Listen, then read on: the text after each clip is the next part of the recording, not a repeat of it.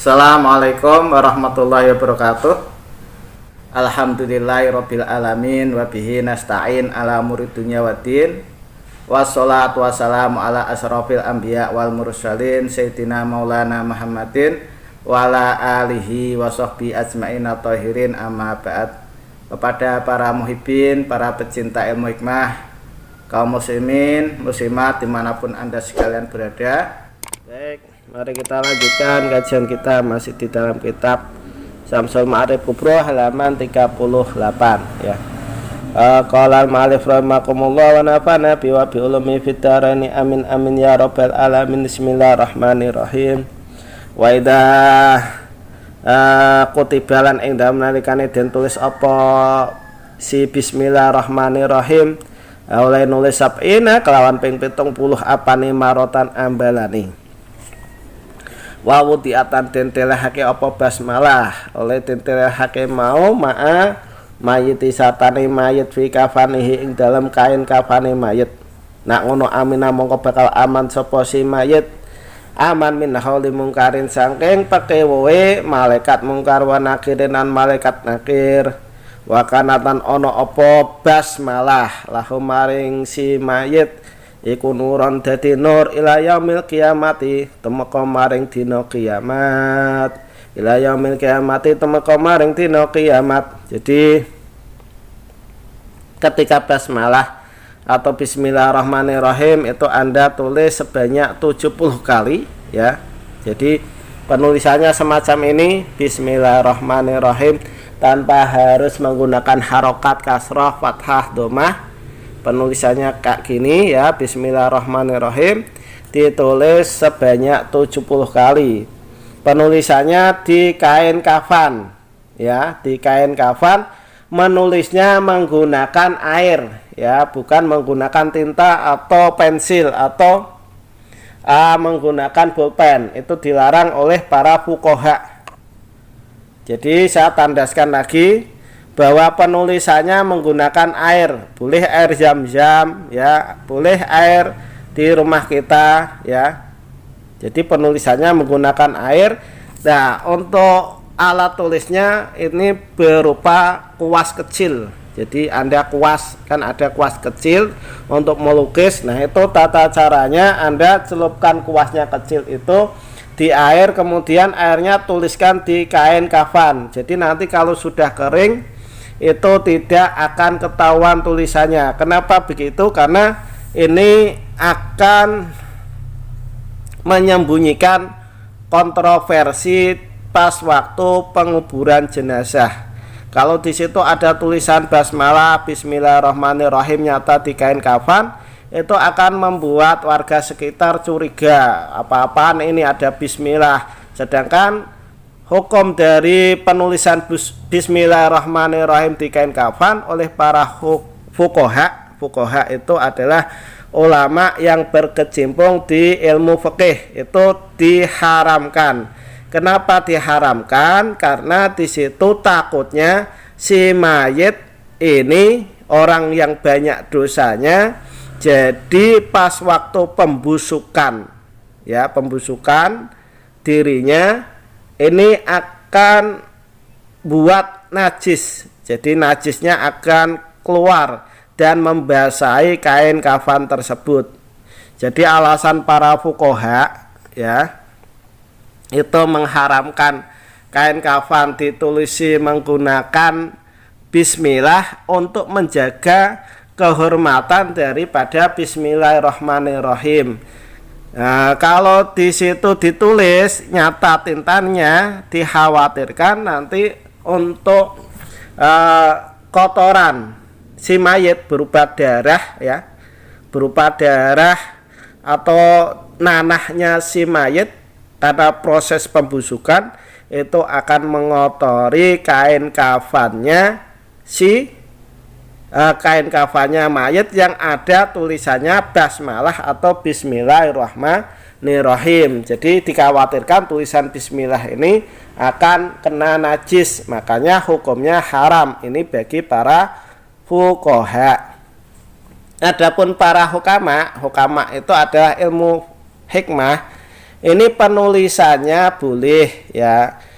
Boleh. Kenapa boleh? Karena menurut para hukama, orang yang ditulisi kain kafannya menggunakan Bismillahirrahmanirrahim sebanyak 70 kali, itu mayatnya dijaga oleh Allah Subhanahu wa taala dari pembusukan. Jadi mayat itu mayatnya ya, tubuhnya tidak akan mengalami proses pembusukan. Jadi seperti wali ya. Ini memang agak kontroversi. Jadi kalau menurut ulama itu orang itu jadi kayak wali. Wali itu tubuhnya itu enggak dimakan tanah.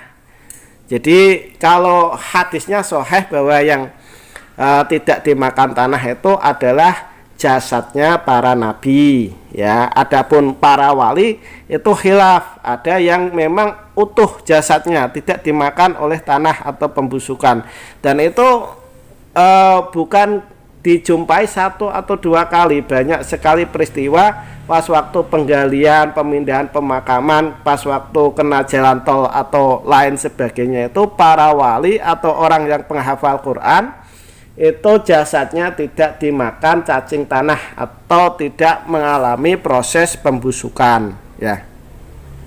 Nah, ini kontroversinya itu kalau seandainya ya, ini berandai-andai mengalami pembusukan itu kan najis. Nah, najis makanya dihukumi haram. Kontroversinya di situ. Jadi dihukumi haram oleh para fuqaha. Adapun para hukama ini dia sudah menguji materikan, udah tajrib bahwa orang yang ditulisi Bismillahirrahmanirrahim kain kafannya itu dijaga oleh Allah Subhanahu wa taala dari pembusukan ya. Makanya orang tersebut akan aman dari pertanyaannya malaikat mungkar dan nakir ya. Jadi orang yang ditulisi basmalah Bismillahirrahmanirrahim kain kafannya, dia itu nanti akan diselamatkan dari pertanyaannya mungkar dan nakir, dan Bismillahirrahmanirrahim yang dipakai menjadi kain kafannya itu nanti akan menjadi cahaya atau nur sampai hari kiamat. Jadi teksnya itu saya bacakan, wa idza kutibat sab'ina marotan wa wudiat ma'al mayyit fi kafanihi amina min hauli mungkarin wa nakirin wa kanat lahu nuron ila yaumil qiyamah. Barang siapa yang menulis basmalah atau ketika bismillah ini ditulis sebanyak 70 kali ya, dan di situ diletakkan beserta mayat di kain kafannya, maksudnya bisa juga ditulis langsung di kain kafannya, maka orang tersebut ini nanti akan aman dari pertanyaannya malaikat mungkar dan nakir ya. Dan Bismillahirrahmanirrahim ini nanti akan menjadi cahaya sampai hari kiamat. Jadi di dalam kuburan itu akan menerangi, jadi terang ya, karena di kuburan itu gelap gulita, sendirian gelap gulita. Nah, ketika kita menulis kain kafan ini menggunakan basmalah itu menjadi semacam cahaya, jadi ada cahaya penerang di dalam kubur.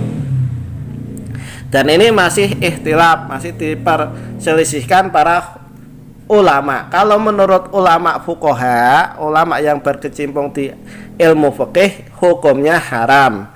Kalau menurut hukama ya, ulama yang berkecimpung di ilmu hikmah, boleh. Kenapa haram? Karena di situ menurut para fuqaha kain kafannya ditakutkan itu kena najis dari proses pembusukan si mayit ya.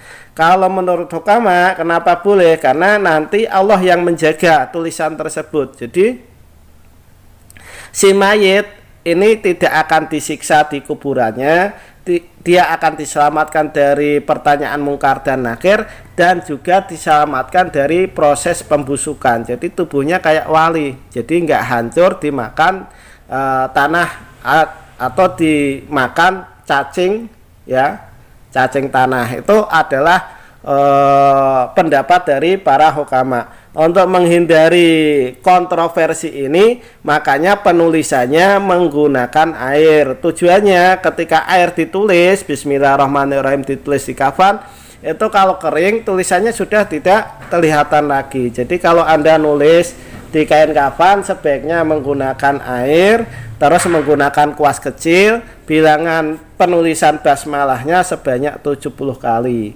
Dan itu kain kafannya jangan dicuci ya. Jadi kalau Anda sudah memilih kain kafan jangan dicuci lagi. Kalau dicuci nanti takutnya luntur tulisannya. Jadi setelah itu kering, nah itu disimpan di lemari, tempatnya disimpan yang rapi ya. Kemudian pas waktu ada meninggal atau Anda meninggal, Anda pesan sama keluarganya untuk dipakaikan